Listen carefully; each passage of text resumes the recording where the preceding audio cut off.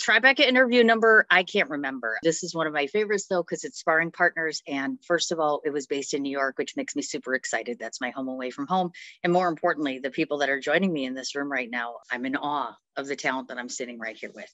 So JJ, I want to start off with you a little bit and talk about your background. Tell me a bit about stage to screen, because most people don't realize that you're not just one thing, period. So I think it's fabulous. The stage to screen thing is awesome. So talk to me a bit about that. So yeah, so I have a company, and Tim, my producing partner and the producer on this, he may be joining us as well. He's on some phone calls. Cool. We have a company called Stage to Screen. I had founded a play festival, say 16 years ago now. It was called Summer Shorts, and they were all new American one acts by American writers. It was done here in New York every summer, mid-July through August. So produced over, I'd say 100, new one act plays. And a lot of the writers were also filmmakers or screenwriters, some novelists, things like that. A lot of the plays lent themselves to film. And as things progressed, I said, well, why not shoot some of these as some short films? Sparring Partner is actually number 5 of the stage to screen films, but started out with shorts, and actually a bunch of them that Neil LaBute wrote. He sort of started off the first 3. We sort of packaged everything together and shot these 3 plays. So they were all world premiere plays that were then adapted and shot as short films. And you are an actor, yes? I am, yes. I'm an actor and a producer and a director, and now also a writer. So I'm just grabbing titles, Absolutely. Whatever I can get. Well, let me ask you a question, because the last director I spoke a bit about what he was looking for on the director side of things as it relates to actors. So for you, I want you to talk a bit about the acting side of things. Obviously, times have changed in the last 2 years in particular. I have great empathy for actors, not only because you have to reinvent yourself every time you're doing an audition, but more importantly, there's more competition and things are just a lot rougher and tougher. I mean, I'm sure I'm not telling you anything you don't know. So for your experiences in acting, tell me a bit about what you've done to reinvent yourself to look more original to a casting director. I grew this beard and it came in kind of cool. So, I'll start there. But fact is, I haven't acted in a while. I've been doing more directing and writing of late. Certainly through COVID, it was more writing and things like that to be creative. I'm sure Keelan can speak to this a little more. He's much more active. I haven't done the run around audition thing for quite a while. Most of it is on camera these days. No one has an office. But for me, I park that really in the back. It's not on the front burner for me. So I'm not running around putting myself on tape and doing all these things. I sort of let that be. And most of the acting that I've done of late and that I will do are projects that I'm putting together myself, so this feature that I'm writing, I will be acting in it. That was by design. But to me, that I just got completely turned off by the game of acting. I mean, I lived in New York for 20 years and it didn't satisfy me as much as creating things from the beginning. Love acting, it's great. I always say acting to me is fantastic. It's a lot of fun because I feel like I only have one thing to do. As opposed to producing and trying to create things from zero, you're looking at everything. And I think doing all of that made me a better actor, really, because it's actually acting for me is like a bit of a vacation, because I know what my job is and I can show up and someone else takes care of all the rest. Gotcha. About it. Now, I want to ask about the characters that you cast. Obviously, one of the actors is here, one is not. I find it an interesting dynamic because the first time I watched, in the first 2 minutes, I was thinking to myself, I don't know. I don't know if I can see this. I don't know if I can put it together. I don't know if the chemistry is right. And more importantly, Cecily Strong, I'm really impressed because vulnerability, you brought out vulnerability in her. And I'm like, that's not usually what we see in Cecily Strong. The comedy side, yes. So kudos to you on that, because that's one of the observations I saw. But let's backtrack a bit. Why the 2 of them? What did they do that stood out to you to make you want to cast them in this production? Keelan did the play as well. Okay. So I don't know if you're if you know that. So if we're talking about the film, with Keelan, it was easy. He did the play, and there we go. And so if we're talking about Cecily, I mean, she's amazing, and I've always thought she was a fantastic actress. And Tim and I were going through lists with Neil and just sort of saying, who's right, just to get a sense. We may not get them, we probably won't, but who's right. And Cecily was on a list that was sent over, and Tim and I both said, oh, she would be fantastic. I mean, she just has the right, to me, it's about frequency, and she had the right frequency for the role.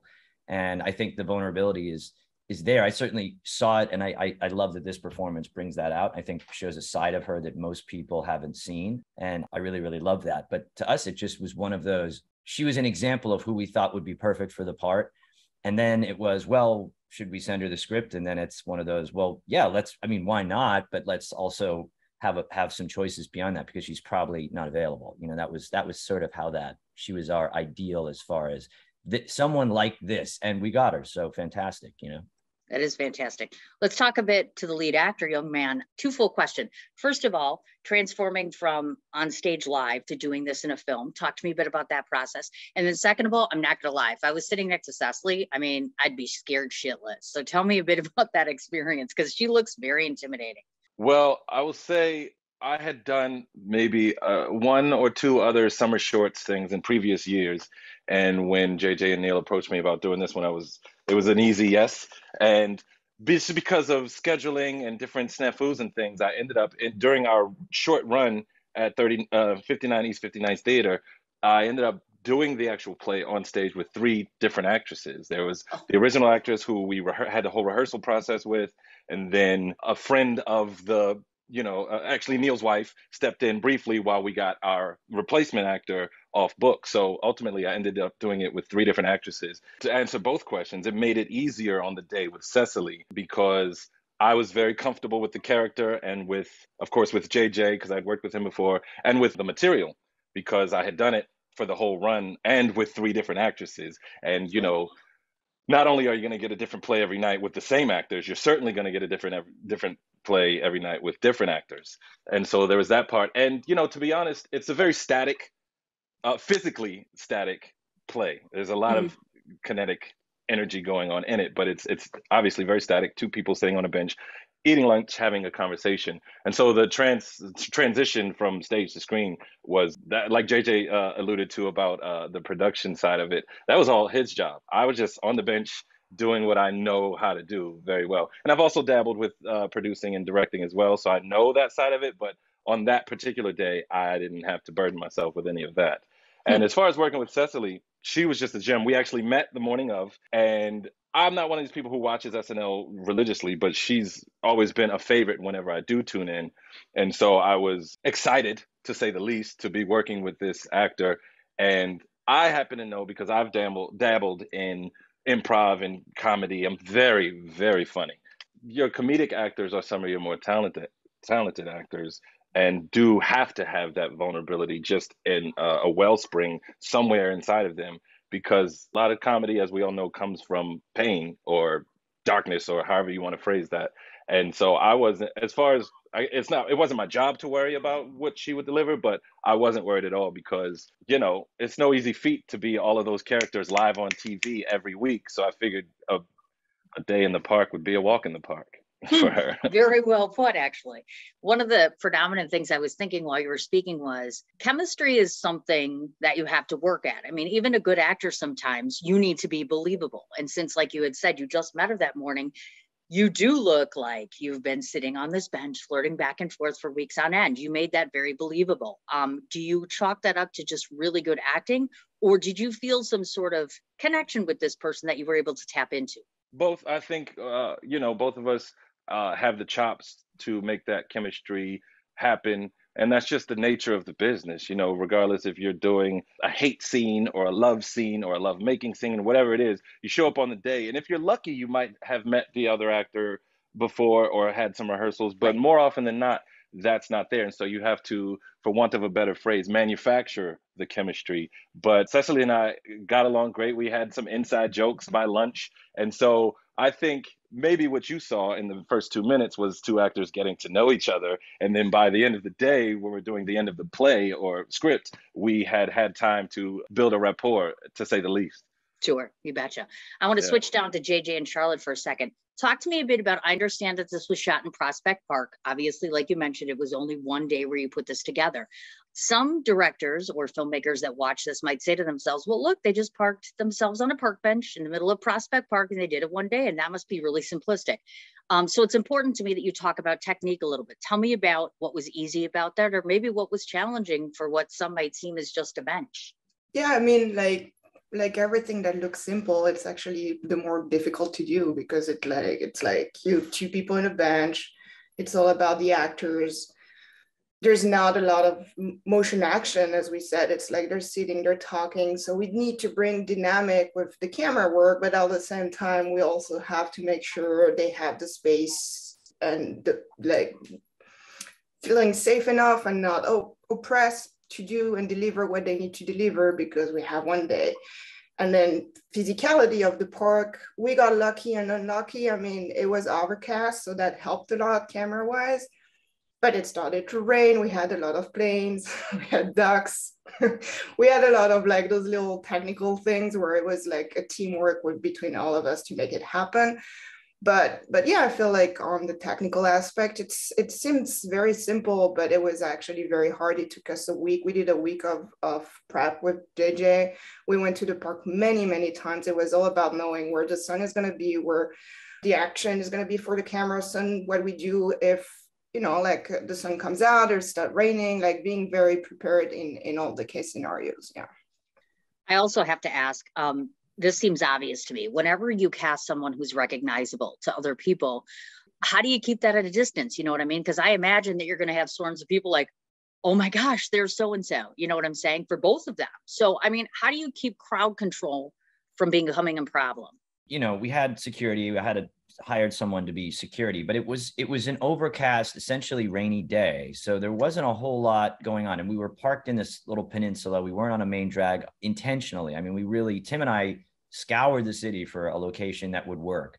And what was very important is that it felt like anywhere sort of Eastern Seaboard USA. It could be any one of those cities outside of this area where there could be a corporate building or headquarters or something, and that's where they work. And you got the feeling that you could be in DC or anything like that. I didn't want it to be site specific. Oh, they're in New York City, you know, so it wasn't like Central Park was an option. And we went all over the place to really find that location that had that expansiveness and that depth, because that was really important. You know, we have that reverse shot and you have that beautiful depth across the lake. For a piece like this that is so still, and you could say static, I think there's actually a lot of movement, but it's not typical. It's not camera moves. There isn't a whole lot of cinematic illusion or tricks that we're using to sort of keep it moving and to make our point. We really just sit there with them. And that was to your previous question as well. It was very important to me that it felt voyeuristic. You know, to me, the whole style of the piece is that you're watching something that maybe you shouldn't be watching. And we've all been there where you're walking and you kind of overhear something catches your ear and you go, oh, what is this, a fight? You know, or is this something? Ooh, something's happening. And then you try to figure out what the relationship is and what's happening. And you feel a little guilty because it's private, and yet there you are and you can't stop listening and watching. And so that was sort of the concept of the piece. And that's how and why we keep moving around them and coming in and stepping back. It's sort of that hesitant voyeur listening in. And so that was very important. That was the concept. That was my movement for the piece. And that's what I went over with Charlotte very, very carefully. And I actually, the first step, even before I brought Charlotte on board, is my editor, Brian Camerzel, who did an amazing job. I mean, we had long shots and you know, he had to basically piece everything together and make it all work. But I went over the entire script with him and my concept and how I wanted to shoot it. You know, ordered some Chinese food. We're in my apartment till like 2 a.m, going through the whole script. And I'm saying, okay, I want to go this way, that way. And if we go up, you know, and he pointed out any point where I was potentially painting myself in a corner, he would say, maybe, you know, if you do that, you're going to want to make sure you have this. And then I would say to him, well, since this is one day, we don't have a second shot at getting this. And it was 19 pages. We had 7 hours of sunlight. Weather is always a question. Cecily had to be back at 30 Rock, I think at 6. So we really didn't have any room to maneuver. So at any point where there was something questionable, I had a plan B with him. In the instant we can't get this shot the way that we want, or something is off and we can't put this together, what's our backup so we can still cut this movie? So I always had a plan B. He was on set the day of, extremely helpful, because we'd have some issues. There was a particular shot we kept trying to get, and Charlotte thankfully came up, and because we were burning time and we just had a lot more of a shot list to get in our day. And she said, you know, it's just something, it's not working. You want to keep going? And I basically was confident enough to say, you know what, just get rid of this shot. Don't need it. Talk to Brian quickly. I said, if we don't have this, can we still? And he said, yeah, just make sure we have this piece and that piece and we're good. So that was really the only way we made our day. As far as Cecily and Keelan, if you're talking about their performance and that chemistry and how that comes together. I mean, that's the illusion of an actor. I always say an actor is a master at creating the illusion of family and history, right? That's the trick. That's the craft. And I think I know personally, you can get yourself into some trouble because you go like, oh, these are my friends and family. And then the thing's over and it's like, you never hear from them again, or they're not really your friends. That was part of the job, but they do it so well that you just don't know. And also they're both so easy to work with. I mean, Keelan is very disarming, and Cecily was as well. And you just don't know. You get someone like her. We're happy we have her, recognizable. Cecily Strong. She's an amazing actress. You know, she's going to do a good job, to Keelan's point, because she's a comedian, and comedians, I do believe, are the best actors. Because to me, what's funny is truth. And that's what makes a dramatic actor, is someone who goes to truth first. And a comic, that's their only choice. If it's not true, it's not funny. That's my opinion. And she was just, you just don't know what you're going to get. And she was so lovely and disarming. And she got the script right away. She got the role right away, because don't forget, I mean, I believe we had one read through of the script with Neil. And then we did a kind of a walkthrough with Charlotte for camera, so that we knew exactly what we were doing before we got the crew there and all the equipment. But she just, she got it. And you just don't know. And when you're trying to capture that many pages in 7 hours, if she was in a different place and didn't quite get it, I wouldn't have a whole lot of time to fix. I wouldn't be able to fix it. I would just have to go with what I had. So luckily, from the table read, she was right in the ballpark, and I was so happy. We got lucky in so many ways. And Charlotte said there was rain. Well, there was, and it rained on our lunch hour, and we covered the bench. And, there were so little droplets on Keelan's blazer and things like that I see, but no one else really noticed that. But anyway, so we had a lot of lucky accidents, happy accidents, whatever you want to call them. So I have another technical question for you, because I think it's important when I get a chance to ask directors these questions. These are vital things. Believe it or not, there are a few directors that I've interviewed recently that actually do storyboards. So it intrigued me that you did. So talk a bit about that, why you feel it's important to utilize things such as a storyboard, since so many aren't right now. For me, it's clarity. I'm not a great artist, my storyboard. If I'm sketching something out, it's like stick figures here. It's really just to be clear about what I'm talking about, who's in front, who's behind, what the depth is, where we are, what the general framing is. And to me, it was very important for my editor, and even to share these sort of notes with Charlotte, to just say, to make sure we're on the same page. It's about clarity. That you get into a lot of trouble when you make assumptions, because in my head, I know what I want, and these people have to do it. And so if it's not incredibly clear, and like I said, picture is worth 1,000 words. That's the storyboard to me. You can show someone a storyboard and they at least know, oh, well, this is what you want it to look like. I could talk about it all day and the result might be something completely different. So to me, they're there for clarity. To me, it's the clearest way to explain what I'm thinking as far as, visually. I don't know, Charlotte, you can speak to that. I mean, it's as on my side, it's awesome when the director delivers a storyboard and we can have that visual conversation. And what we were talking with Brian on, being there's from pre-production, so that conversation of post-production, pre-production already happening. So we were we knew exactly what we needed to do. And when we had the problem coming up, because problems always arrive on the shoot day, well, we knew how to fix it because we were already prepared. We had the storyboard, we talked about it. You asked me what I thought. I told you my point of view on certain shots or stuff, or if I was thinking it was better to do a wide shot there or something. And it was just we could get that conversation right away, pretty fast, and know what we needed to do, because we only had 7 hours. So I think we could not have done it without a storyboard because of the complexity of the shoot. In any case, as a DP, it's when your director is clear on what camera he wants, what the position of the camera, what angles, what shots, it really helps the entire crew at any level, for sure.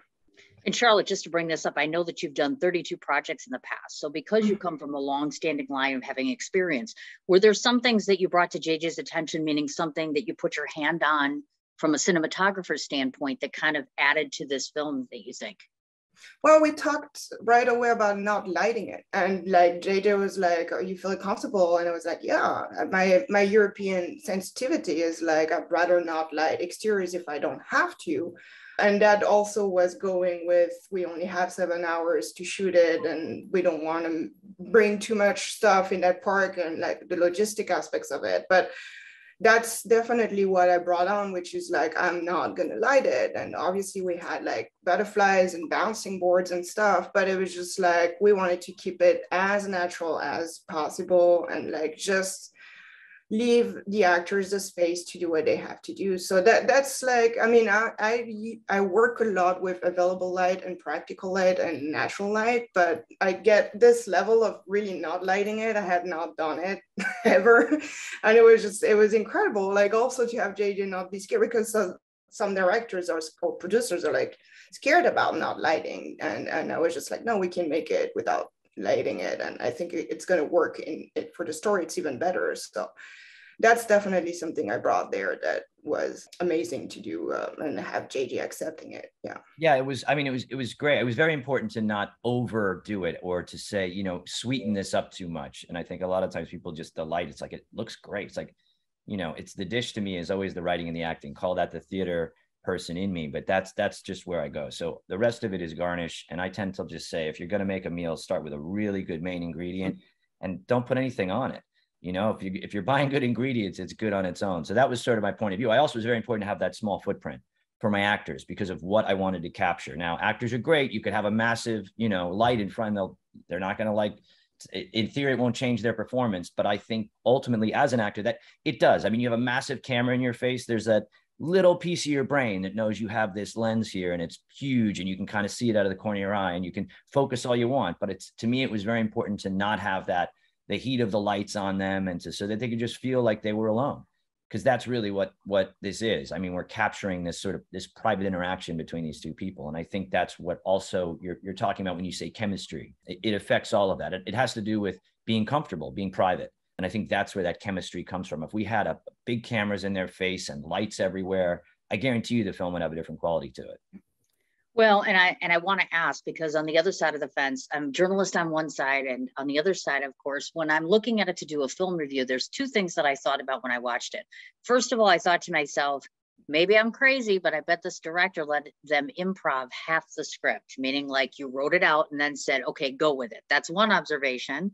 On the other side of the fence, I was curious to ask if there was any subliminal message based upon not only the way they were sitting and acting on the bench, but the clothing. For some odd reason in my head, I'm like, there's a reason he had him dressed this way, but I could be all wrong. That's kind of why we're here. You know, there's a reason for everything. Sometimes it's not as interesting. Sometimes it's just necessity, right? I mean, sure. Some of the most people go, oh, that choice was amazing. You go, oh yeah, if you really knew, I had no options.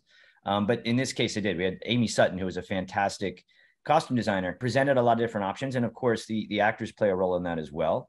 You know, I would never want to dictate, you know, there's certain things that don't quite work, but within the ballpark, they were presented with options and they kind of said, I think it's this one. I think it's that one. But I personally would never put something in front of an actor that I wouldn't want them to choose. You know, it's a little, so they had three good options. And so I think they each sort of picked the pieces that work. But yes, there's definitely a reason why I'm curious to hear from you, what you think obviously there's a color palette going on for each of them. Yes. And you'll read that in the review. So I'm not telling you now because okay. Well, great.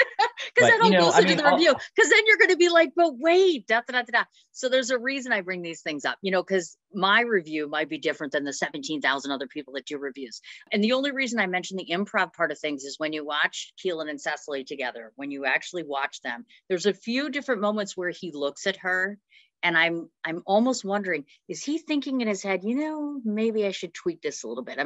And maybe it's because I lived with an actor, but I saw the wheels turning on occasion between both of them. That's where the improv thought was, because I'm like, sometimes you can just tell when an actor's really thinking out what they're about to say. Or it could just be that they're really good actors. I will say this. So this is a Neil LaBute script, right? And there is no improving. He's an amazing writer. It sounds like improv. I think that's a very, very, very high compliment. But his stuff is very tricky to get that feel, to get that sound. There's a musicality in it. I've acted in plenty of Neil's stuff. There's a rhythm. There's a musicality. You can't go outside of that script. Otherwise, you go way off the reservation and you're lost. So it has that quality. I think that's what makes him such a great writer. I think that's why people say, oh, wow, the writing, it's so great, but it's letter perfect. And that's part of the challenge too. This was not one of those scripts where it's like, yeah, you know, Keelan, so it's kind of this, like you're kind of talking about this, see where it goes. Not at all. I mean, every it's all in there. And it really does have to be letter perfect or it hits a false note. Sure. Right. You know? So Keelan, I mean, it'd be great to just have you sort of piggyback on that. And absolutely. Good thoughts. Yeah, I was gonna say something similar, and it got a little tricky because for time and for all these other elements that we had to adhere to, we on the day and leading up to the day, we had to shave the stage script down a little bit, and so there was some little details and fun things pertaining to the movie because what doesn't come through, I think, in the film version is that both of these people, part of their bond is they're both movie buffs, and they watch movies, they send each Ah, other movies, they challenge each other to go see movies and things like this. okay. And there was a lot of old movie references that we had to whittle down while still keeping the meat of the script in place. And so there were things at the table read and on the day that we had to be careful to shave off, but still be word perfect. Like you said, every ellipses, every giggle, every, well, maybe not every giggle, but Neil will write ha ha in, in his scripts and things like this. I think that's part of the fun and part of the challenge of a Neil LaBute script. I love to improv, and I think I'm pretty decent at it, and Cecily is obviously amazing at it. I digress. I also like to honor what's on the page, depending on who the writer is. I mean, all the time, but especially with someone as talented as Neil. Sure. Now, Keelan, I have another question for you, because when I was watching your character, and most of the time when I prep for an interview, I go creeping on people. So I've been on your social media and I've read about you.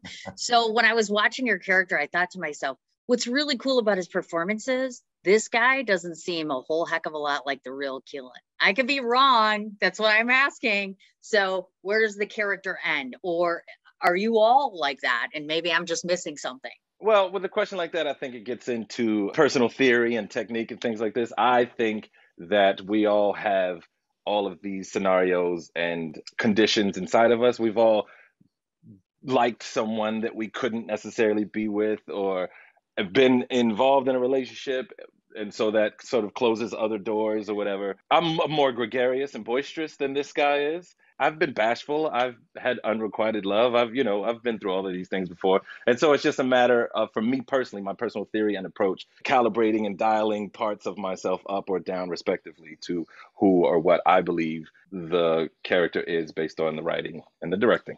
Okay. So when I was watching this, if somebody asked me what Sparring Partners was about, this is what a very short description from me would be: two people and three words: love, lust, loss. Those first three things came to mind to me, but that's interpretation, which will go better in the review. However, I'll have the lead actor describe for people. Can you summarize what Sparring Partners is about? Well, I love alliteration, so I love your your three words.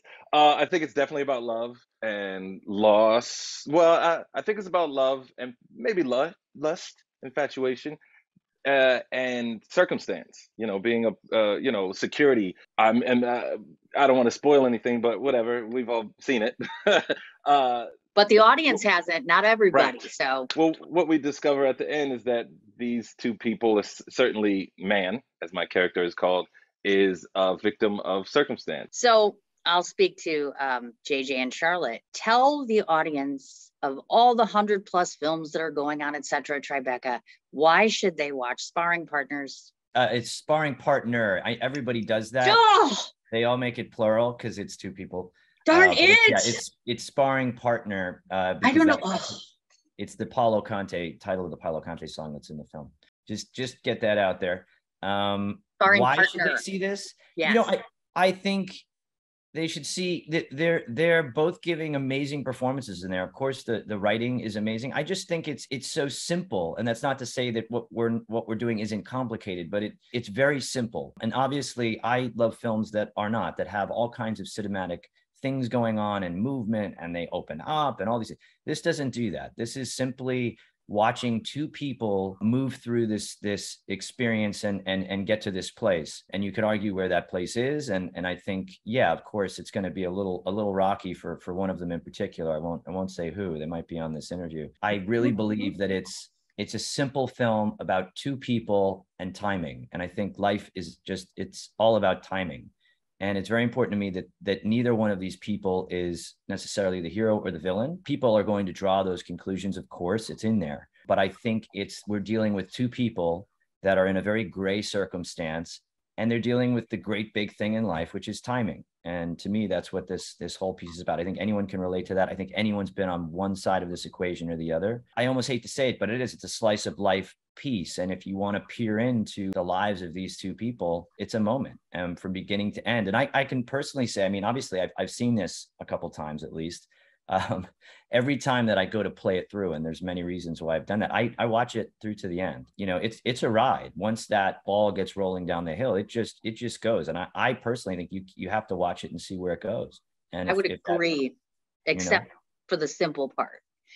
I don't think this is simple. I mean, I feel the dynamics that are addressed in there bring up a lot of, like, you could manifest into so and so and so and so and so and so and so on. And I'll be bold enough to admit, I mean, and it's not just because I'm sad a lot. I cried. There's that moment right before the end and the look over, and I'm like, oh, and then I cried. I was like, no. But I mean, that's all part of the good filmmaking. Yeah, anytime a filmmaker effectuates emotion, I think you've done your job tremendously well. And there's that moment among some of the other moments, of course, there that happen that are just, yeah. You just got me. I'm going to use the word simple, and by no means do I mean it's simple in its execution or actually what you're doing. And like you say, it's the simplicity of it. To me, it's like any great work of art. And if you look at a painting, there's space on the canvas, and that's very hard to leave that space in the right places so that the audience can participate and put what they want on there. And I think this piece does that. It leaves a lot of space for interpretation so that you can place your own meanings and everything else on there. And I think that's what great art does. So to me, simplicity is a very important part of acting, directing, writing. Any art has a simplicity to it, but simple is the hardest thing to do. And that is a fact. But people, I think, really appreciate the stillness of it. They appreciate that it feels like a play. It's very dialogue heavy.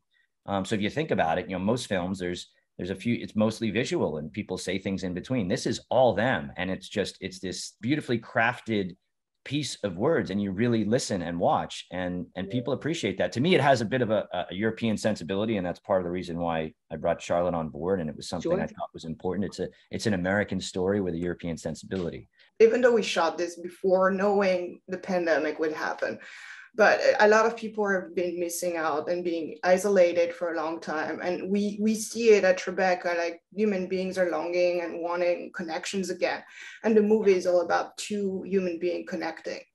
And I think like there's definitely a need for that now, which is like stories like that just talk about human connection to that, with that delicacy and that subtlety that we're doing. It's actually it's rare, and people were just like connect to it because they've been missing so much of connection for so long.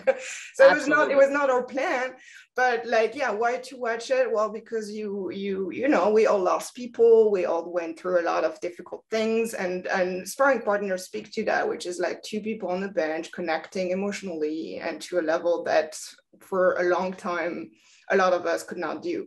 So I feel like that's also why watching Sparring Partners, and it's why we're standing out also from all the things that are done right now. It's not political, it's just a very like human, almost universal story about love and connection. So yeah. 19 minutes is your film runtime. As you mentioned, it's on the at-home pass up until the 25th. Is that correct? They say till the 26th, but they did send me an email saying we take it down the morning of the 26th. So everyone watches on the 25th. Okay.